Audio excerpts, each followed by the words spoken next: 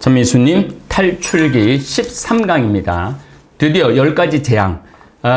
이집트 사람들에게는 나일강은 생명과 같은 거예요. 나일강의 그 풍부한 흙이 정말 진흙이 가득한 나뭇잎이 가득한 이 풍부한 생명과 같은 나일강 물이 첫 번째로 피가 돼갖고 어떤 생명도 살 수 없게 된 거죠. 또 강에 피가 막 들어가니까 개구리들이 그 강에 있을 수가 없어갖고 강을 뛰쳐나오죠. 개구리가 그냥 온 나라를 다 돌아다니죠. 그 다음에 또 모기, 이제 모기는 원래 웅덩이가 많으면 모기가 많죠. 모기가 어마어마한 소동을 일으키고 등에 모기보다는 좀 크고 잠자리보다 좀 작은 등해가 또 네 번째 재앙으로 나오고, 다섯 번째 강이 핏물이 되고 모기가 뜯어 먹고 등해가 막 뜯고 물어뜯고 그러니까 가축이 병이 들죠. 가축이 병이 들면 그 다음에는 인간이 이제 종기가 드는 거예요. 종기. 인간이 종기가 오고 그 다음에 우박이 날씨 이상이 생겨갖고 우박이 주먹만한 우박이 쏟아져갖고 농사 남아있는 게 하나도 없는 거죠. 그 다음에 메뚜기 떼가 휩쓸고 지나가고, 아홉 번째는 어둠이 3일 동안 뒤덮는 거죠. 이집트를. 그러니까 이게 어떻게 보면은 이집트의 각 신들을 징벌하는 것이기도 하지만 이집트의 자연재해 안에서도 하나님의 섭리가 계속 이루어지고 있다라는 이야기를 탈출기는 하고 싶은 겁니다. 열 번째는 맛배를 전부 다 치는 거죠.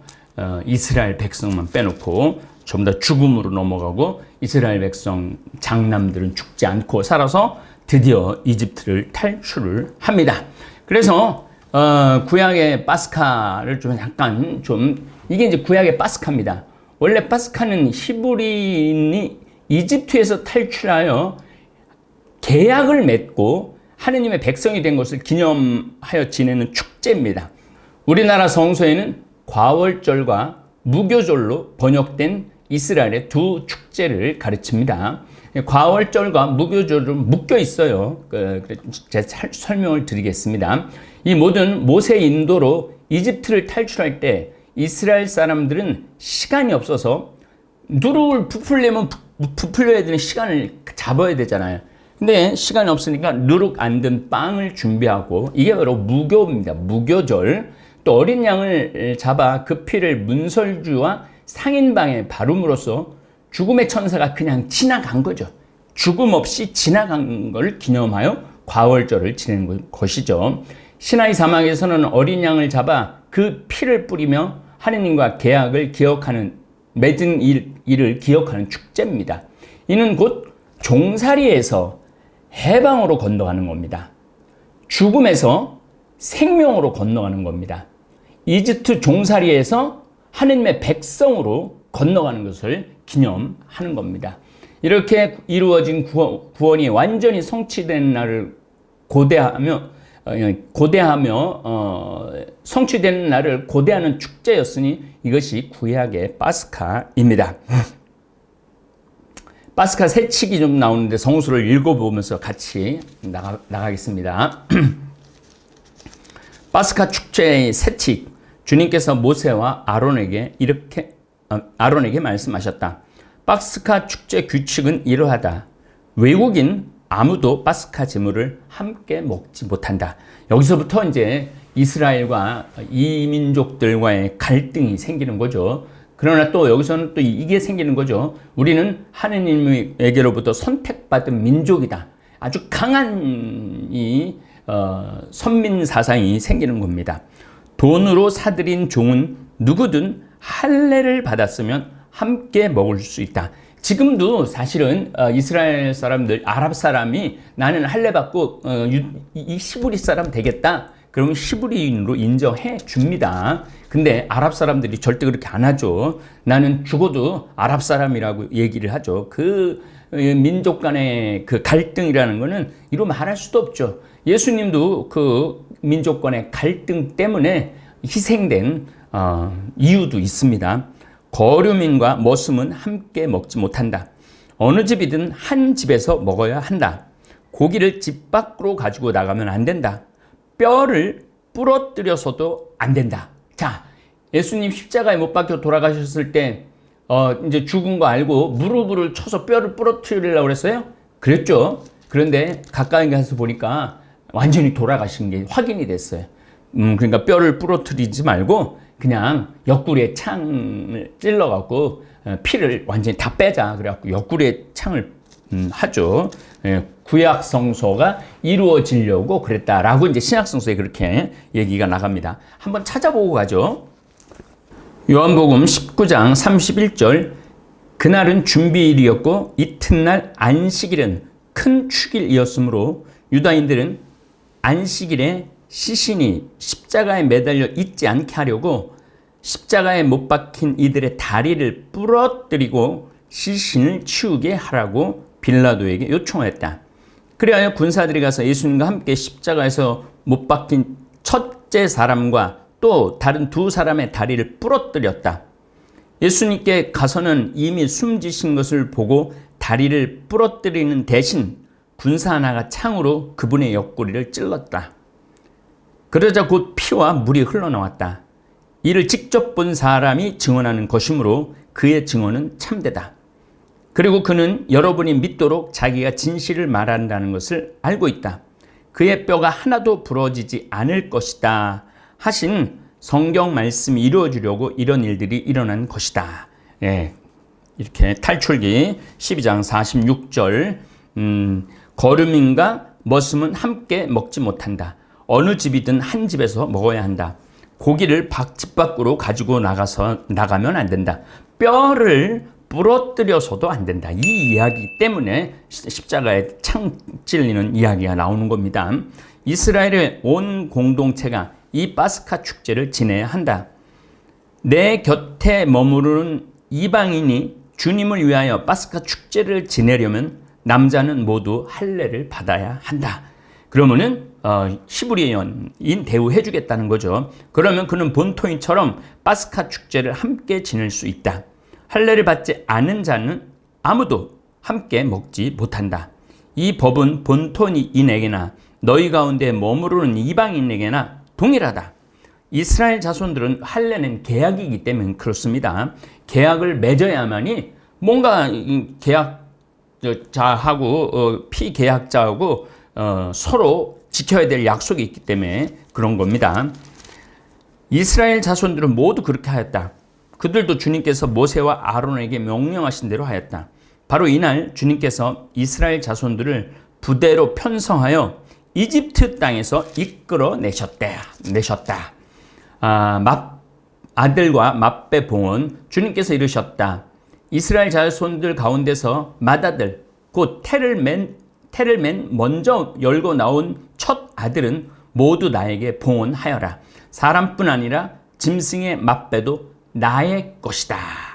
그래서 예수님도 맏배로 태어나셨잖아요. 맏배로 태어나셨으니까 이집트에서 산비둘기 2마리, 집비둘기 2마리 바칠 수밖에 없는 아주 가난한 집이었다라는 게 상징적으로 드러나죠. 아니면은 3년 된 숫소나 3년 된 암송아지나 염소나 양을 바쳤을 텐데 예수님은 산비둘기 2마리밖에 바치지 못합니다. 그 얘기도 잠깐 좀 보죠. 루카복음 2장 22절을 보면은 모세의 율법에 따라 정결례를 거행할 날이 되자 그들은 아기를 예루살렘으로 데리고 올라가 주님께 바쳤다. 맏배니까 그럽니다.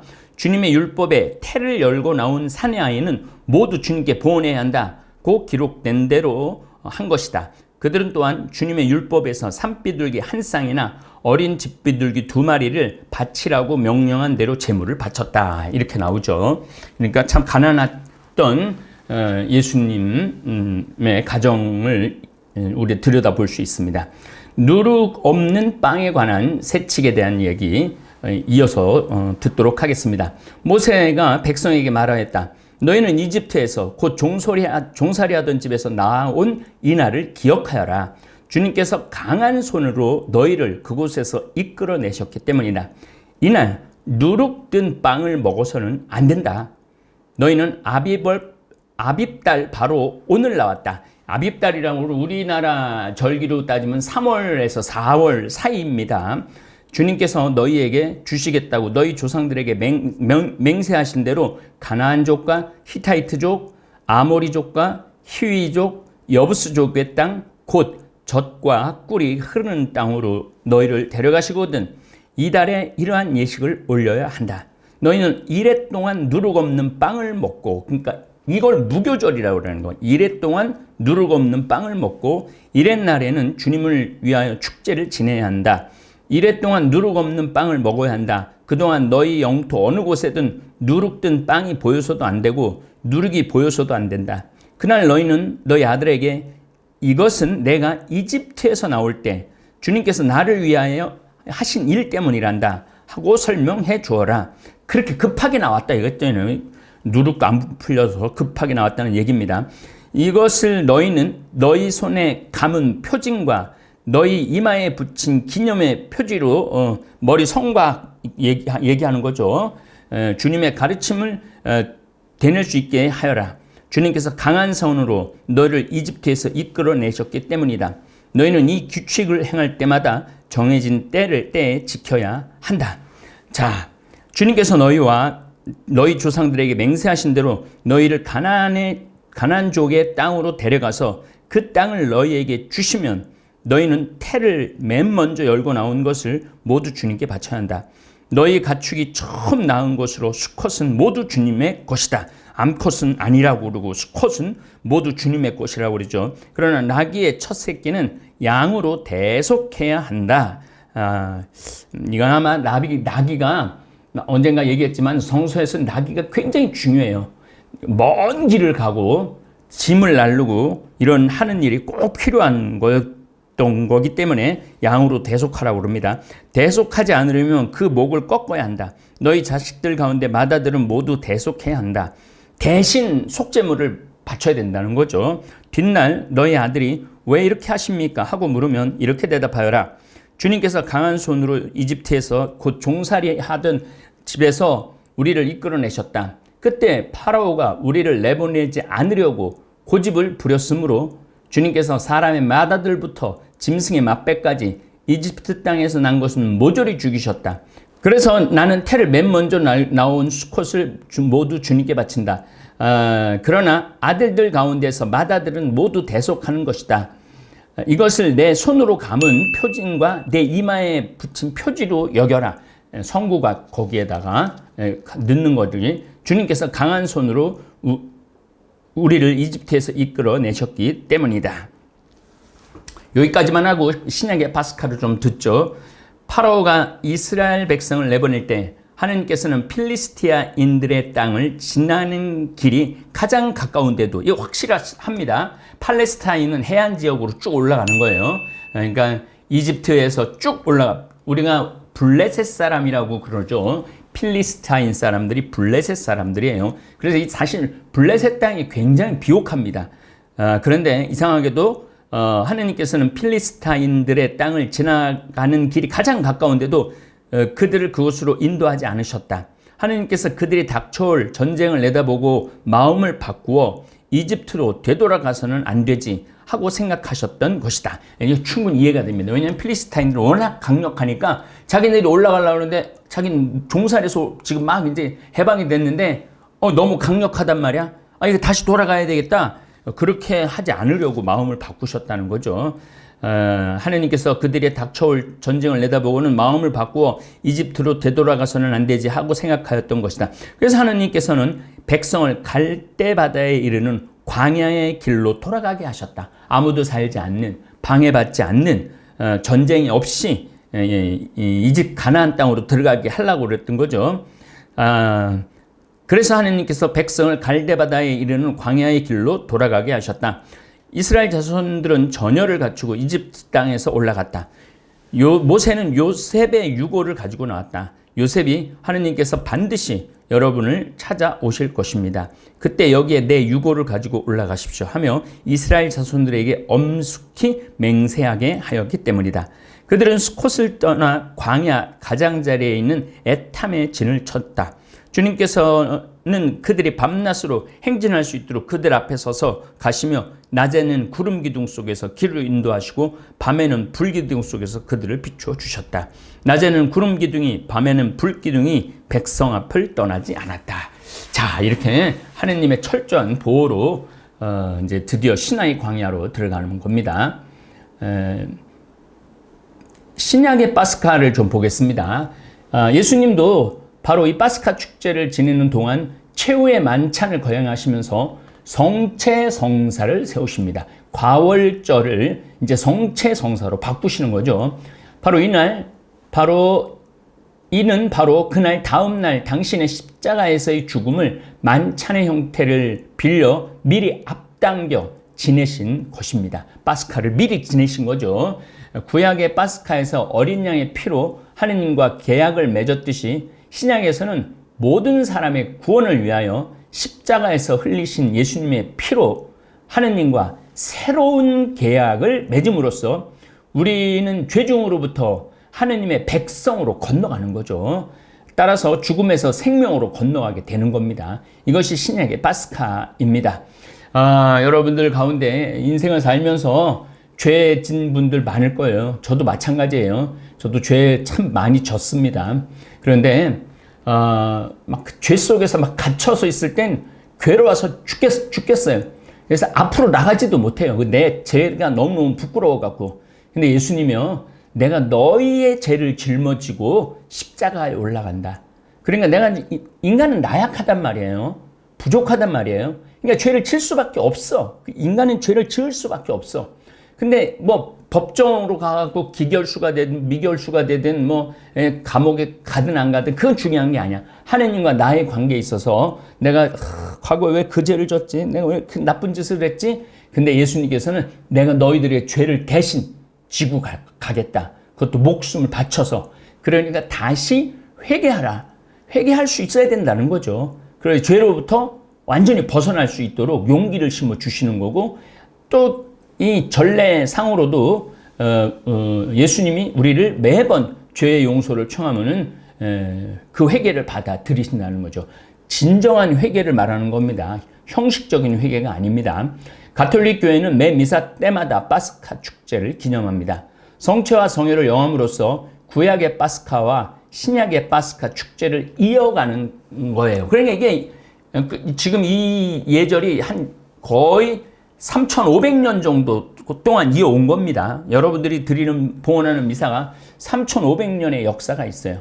너희는 모두 이것을 받아 먹어라. 이는 너희를 위하여 내어줄 내 몸이다. 너희는 모두 이것을 받아 마셔라. 이는 새롭고 영원한 계약을 맺는 내 피의 잔이니 죄를 사하여 주려고 너희와 많은 이를 위하여 흘릴 피다. 죄를 사하여 주려고 너희와 많은 이를 위하여 흘릴 피라는 거예요. 너희는 나를 기억하여 이를 행하여라. 이 기가 막힌 말씀을 하신 거죠. 예수님께서. 그래서 파스카와 하느님의 어린 양을 보면은 히브리족은 봄이 되면 가축의 첫 새끼를 제물로 바칩니다. 한 해의 무사고를 빌었던 것이죠. 파스카 축제는 이 풍습의 연장선상이었습니다. 여기에 모세의 이집트 탈출이 가미가 된 거죠. 원래부터 그런 예절이 있었는데 아브라함부터 모세가 이집트를 탈출하면서 이제 그 피를 문설주와 상인방에 발랐기 때문에 죽음 없이 지나갔기 때문에 이때부터는 파스카 축제가 되는 거죠. 마다들이 죽는 재앙에서 유대인들은 건너뛰게 됩니다. 이렇게 해서 파스카는 가장 큰 축제로 자리를 잡게 됩니다. 그들의 독특한 예식을 후손에게 남기죠. 하느님의 직접 개입을 깨달았던 것이죠. 강대국 지배를 오랫동안 받았지만 민족의 자긍심을 잃지 않았던 것은 이러한 바로 종교 예절 때문입니다. 지금 세계가 코로나 변이 때문에 19 변이 때문에 또 성당 문을 닫게 생겼어요. 자꾸 이렇게 성당 미사 참여를 안 나갔다가 안 나갔다가 안 나가는 게 더 버릇이 되면은 우린 정말로 이제 하느님의 그 파스카의 신비 그를 기념하지 못하게 되는 거예요. 기념하지 못하게 되면 내 한 대, 1후대, 세대까지 미사를 나갔다 안 나갔다 나갔다 안 나갔다 그렇게 되면은 어떻게 될 거냐면은 잊어먹는 거죠. 하느님도 잊어먹고 예수 그리스도의 파스카 희생 제물도 잊어먹게 되는 겁니다. 그래서 여러분들은 성당 못 나갈 때 생태마을 다볼사이보 성당에서 미사가 있으니 꼭 미사 참여하시기 바랍니다. 다음은 파스카 축제 순서입니다. 유대인의 새해가 시작되는 니산달 3월, 4월달 정도 10일에 어린 순양을 준비합니다. 이후 14일 저녁 해질녘에 양을 잡았고 피는 출입구 기둥에 발랐습니다.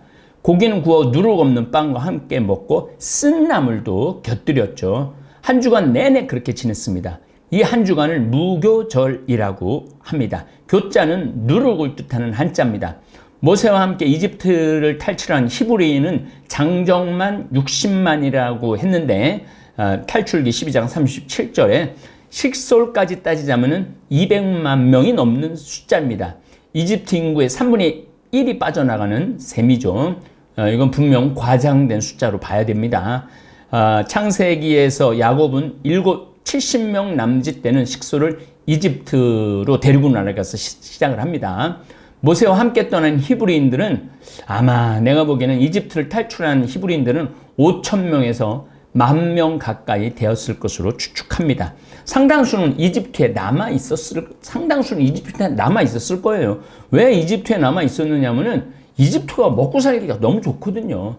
그래갖고 디아스포라 공동체가 그래서 자꾸 형성이 됩니다. 뿔뿔이 흩어지는 유대인 공동체를 디아스포라 공동체라고 그러는데 아시리아가 훨씬 살기 좋죠. 메소포타미아 문명이 있기 때문에 그 돌을 진흙하고 돌밭밖에 없는 가나안 땅으로 가고 싶지 않았던 거예요. 그러나 그들은 디아스포라 공동체에서도 이런 축제를 계속 지냈다는 거죠. 어딜 가든. 그래서 하느님과의 계약을 잊지 않았다는 그런 이야기입니다. 자, 다음에는 드디어 갈대바다로 넘어가는 그 아주 여러분들 탈출기 하면은 홍해바다 건너가는 것밖에 생각 안 나잖아요. 갈대바다 건너가는 것에 대한 이야기를 나누도록 하겠습니다. 예, 감사합니다.